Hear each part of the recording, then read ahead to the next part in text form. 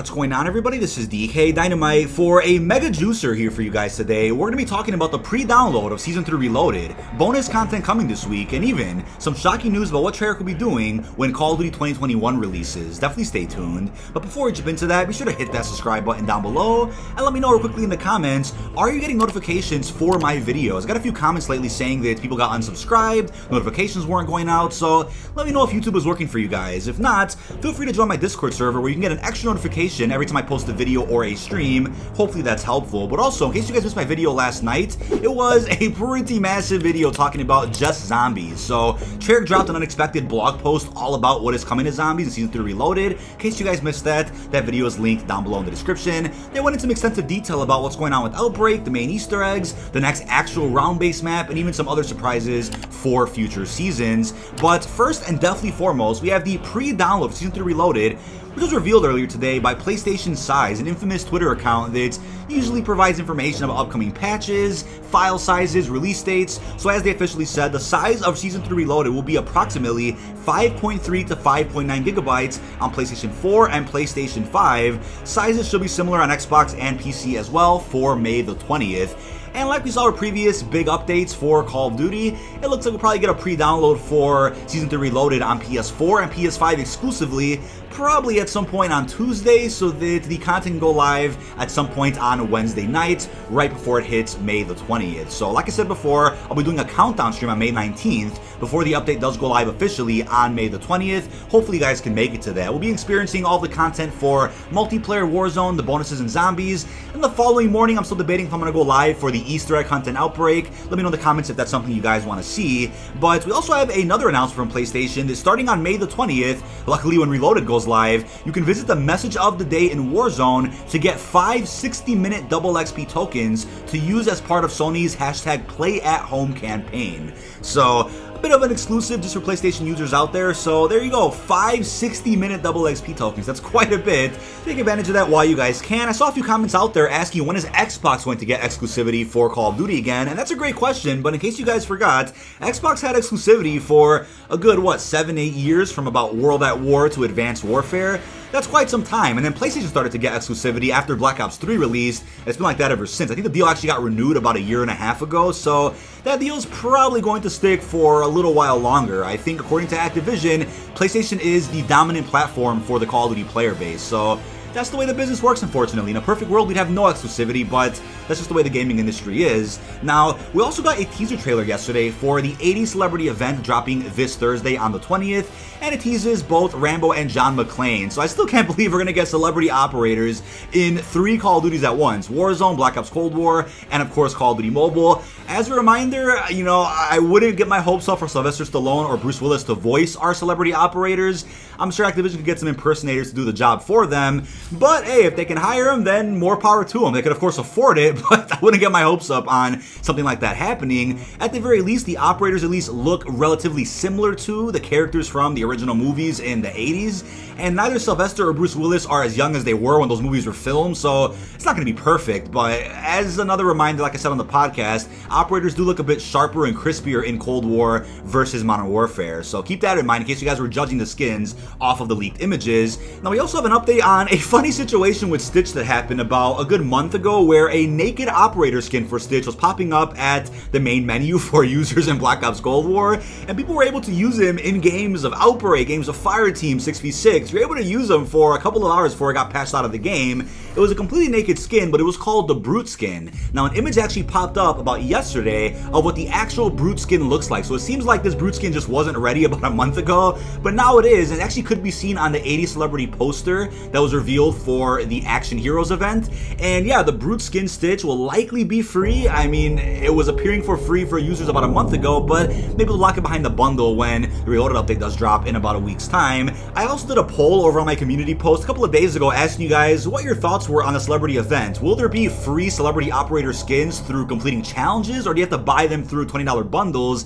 It could be one or the other. I could see them doing some free skins through a Hunt for Adler type event where you do challenges across the 3 Call of Duty titles, titles, or they could just lock them behind a paywall. I mean, I think both would be best just to please everybody out there, people that want to do challenges, people that don't. So let's see how they end up working that out. But there are plenty of different skins and looks that both Rambo and John McClane have from their different films that they can easily incorporate into Call of Duty somehow. So we also have a very infamous tweet from the man himself, Dude Trust Me. You guys may have missed this. So he's been posting some very real leaks on his Twitter account, actual images and gameplay of unreleased content, unreleased maps. He went ahead and said it would be nice to see a surprise map along with Standoff in the mid-season update, wouldn't it? So this could be related to a tweet he put out a couple of weeks ago saying that Diesel Night was apparently going to drop in Season 3 Reloaded as well, and it would be a bit surprising to see the same map added twice in Season 3 with just one taking place in the daytime, one at the night. We already have Diesel Night from the Black Ops Cold War campaign and the mission Operation Chaos. Hopefully enjoy that gameplay, but if they're going to add Diesel Night in Season 3 Reloaded, then maybe to change it up a little bit to differentiate it from the current Diesel we have, they can maybe expand on the map a little bit, add the motel area, a road down the way, some other buildings,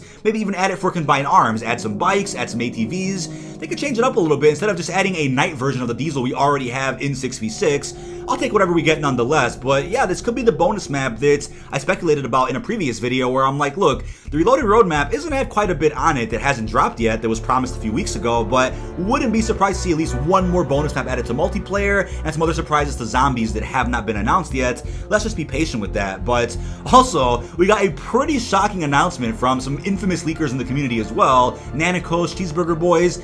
They went ahead and claimed that Treyarch is going to be collaborating with Sledgehammer on Call of Duty 2021 Zombies. Does this mean we won't end up seeing a year 2 for Black Ops Cold War, whether it's multiplayer, whether it's zombies?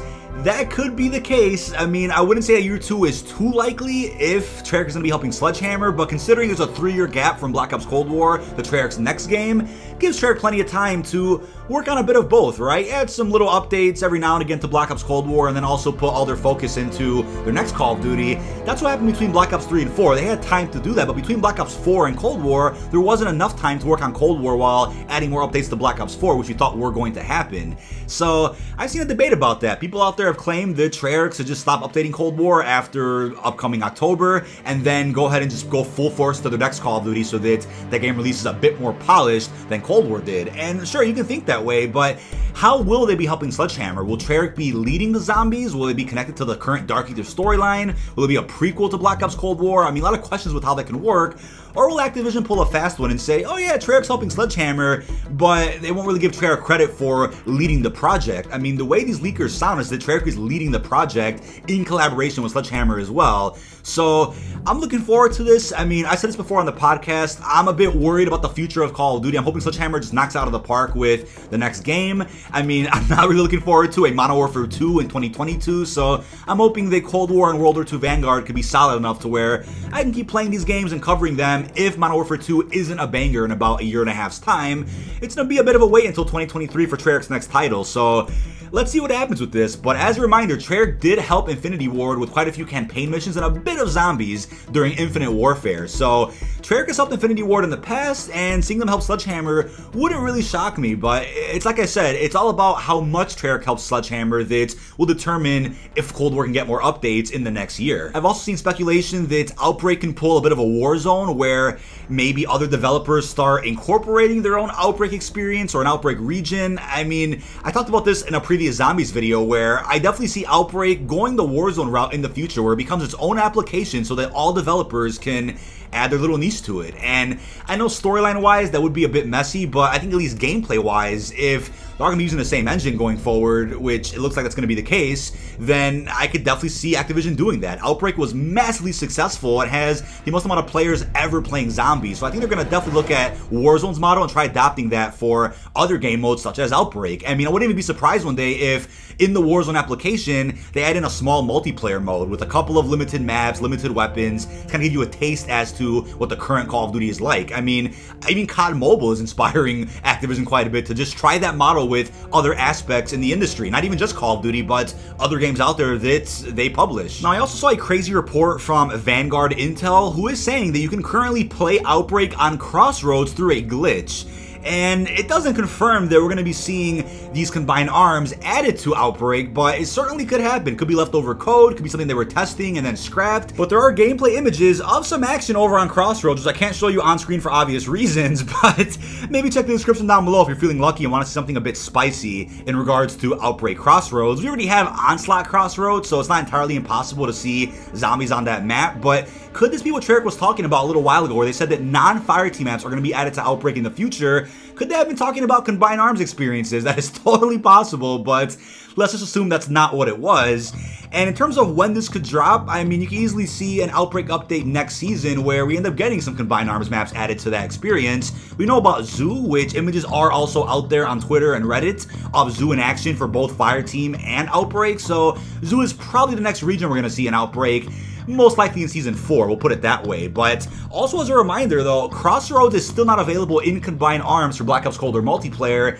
Not sure why that's the case, but apparently it was said somewhere in some patch notes that Crossroads had some issues that needed to get polished before returning back into the rotation. And it's been a while, so I'm wondering if they're going to do a combined arms update in Season 3 Reloaded or even in Season 4. That could be a little while away.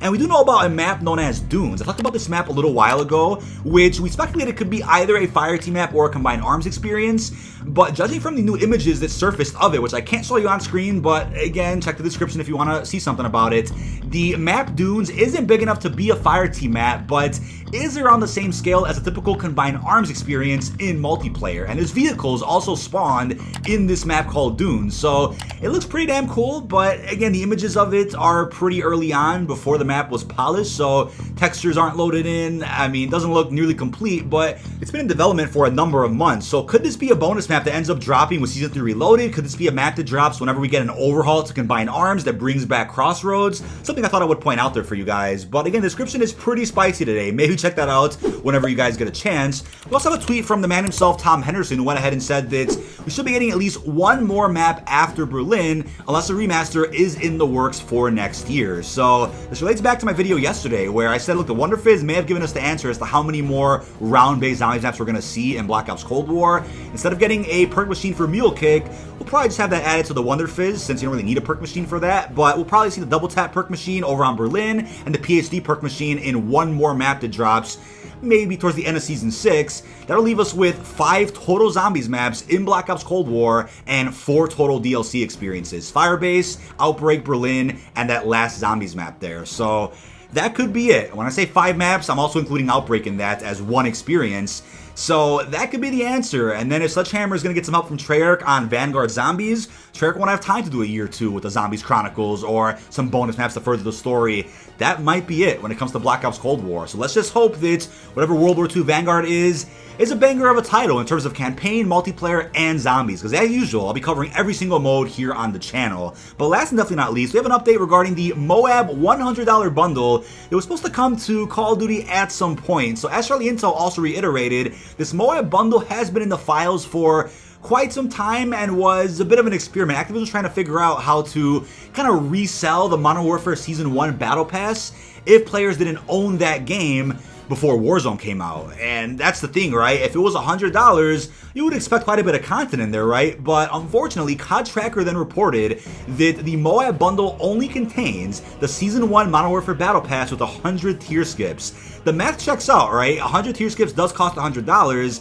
but the mother of all bundles to me sounds like it would contain all 6 Modern Warfare Battle Passes, some other bonus cosmetics on top of that, some of the best items that were added to that game that aren't available anymore. That's what I would have assumed, but unfortunately, it was only the Season 1 Battle Pass. And Charlie Intel also said it may never release, but I'd be surprised, right? I would be surprised Activision doesn't want to sell that, because I'm sure it would sell like hotcakes for those out there that still play Modern Warfare full time and missed the first season. But that is about it. This has been dkdynamite. Leave all your thoughts down below in the comment section. What are your thoughts on the pre-download size of Season 3 Reloaded? How do you feel about potential bonus content dropping this week? And what are your thoughts about the shocking news that Treyarch is going to help Sledgehammer out with World War II Vanguard? Really hope you've enjoyed, and peace out, everyone.